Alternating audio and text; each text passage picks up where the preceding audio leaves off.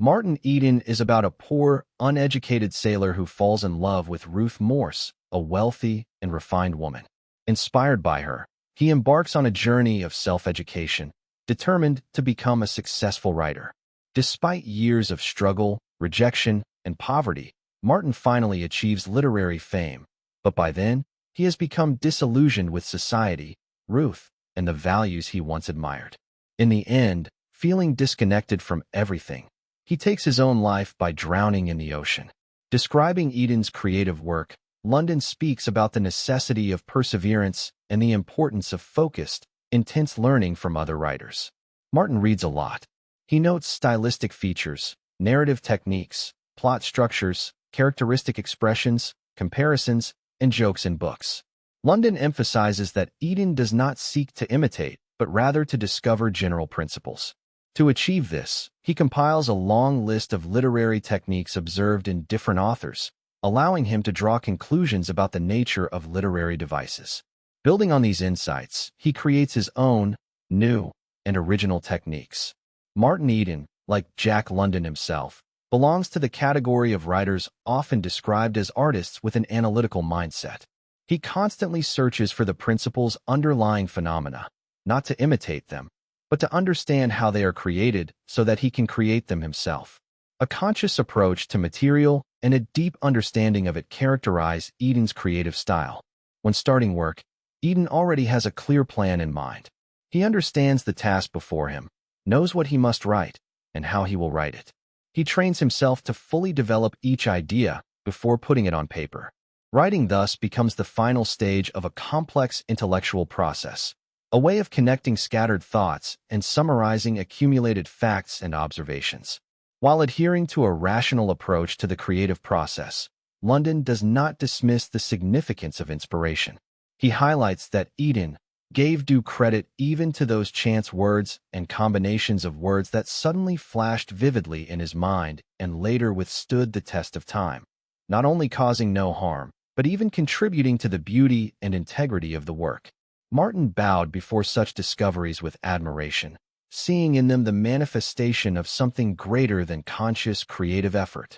Through the characters of Martin Eden and Russ Brissenden, we can discern the role of the artist in society as envisioned by London. In early drafts, the novel bore the ironic title Success. However, London's vision expanded. The depiction of the laws of success became secondary when London fully grasped the scope and significance of the artist figure he was creating. With Martin, the novel gained its central theme, which London himself formulated as the tragedy of a loner trying to bring the truth to the world. More precisely, the truth gained through art. The tragedy does not begin when Martin first meets Ruth. The difference in their intellectual horizons is too vast for Ruth to have a profound impact on him. Their relationship highlights the conflict between aesthetic beauty and the harsh realities of life, a conflict that remains unresolved throughout Eden's life. The drama begins when Martin, having realized his artistic gift, decides to make art his profession. Brissenden tells Martin, "Beauty does not give you peace. It is an eternal pain, an incurable wound, a burning knife in the heart. Why trouble yourself with magazines? Let beauty itself be your goal. Why melt beauty into gold? And yet, you won't be able to do it anyway. I am worrying in vain. Read magazines for 1,000 years, but you won't find in them even a single line of Keats. Don't chase fame and gold. Set sail tomorrow." However, Brissenden's words hold only abstract truth. Undoubtedly, an artist's first duty is to their art. Yet, it is equally true, and has been proven repeatedly, that art cannot exist without an audience. The tragedy lies in the fact that the audience consists of people like the Morse family, for whom art is merely a means to earn money, fame, and social status. On the other hand, the audience also includes the working-class people of America.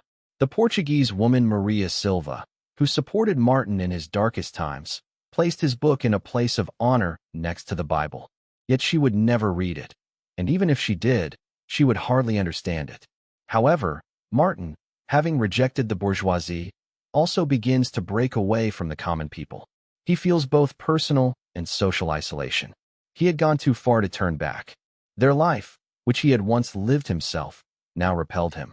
Everything disappointed him. He had become a stranger to his friends. Their company no longer appealed to him, nor did their cheap beer. The thousands of books he had read had created an abyss between them. He had condemned himself to exile. Despite this, Martin understands the role of the artist. It is no coincidence that this realization occurs during a meeting with Brissenden. When Brissenden reads his poem Ephemera to Eden, Martin is struck. It was in this poem that he saw a prophetic truth, forged from cosmic metal and woven with a powerful rhythm of sounds into a web of beauty and grandeur. Brissenden embodies the artistic ideal that Eden, first instinctively and later consciously, follows in his own work. Because Eden knew life, its baseness as well as its greatness. He knew it was beautiful despite all the filth covering it. And, damn it, he would tell the world about it. It is no wonder that saints in heaven are pure and immaculate. There is no merit in that. But saints among filth, now that is a true miracle. And for that, life is worth living. To see how moral greatness rises from the muck of injustice, to climb out of it oneself, and, with eyes still caked in dirt, to catch the first, faint, distant glimpses of beauty, to see how from weakness, insignificance, and corruption, strength, truth, and the highest spiritual greatness emerge. Thus, the artist's mission is to tell the truth and bring it to the world. This idea is evident in Martin's conversation with Ruth when he reads her one of his stories. But what's the use of these serious things, of these artistic works? Ruth asked. You can't sell them, can you? No, I can, Martin started to say, but she interrupted him. Of all these things you consider worthwhile, you haven't sold a single one. We can't get married having nothing but artistic works that no one buys. Well, then, let's get married with verses that people will buy, Martin stubbornly replied, pulling his beloved closer, though she remained cold this time. Martin's face burned with creative passion, though the room was so cold that Ruth trembled, and even his hands were like ice.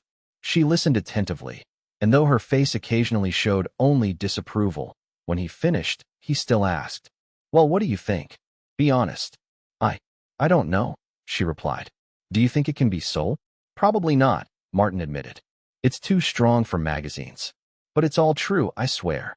Then why insist on writing things no one will buy? Ruth reproached him. You write to make a living, don't you? Of course. But this sad story gripped me so much that I couldn't help but write it. It demanded to be put on paper. But why does your hero, Vicky, speak so crudely? That would surely offend readers, and editors will rightfully reject the story. But the real Vicky would speak exactly that way. That's bad taste. But it's life,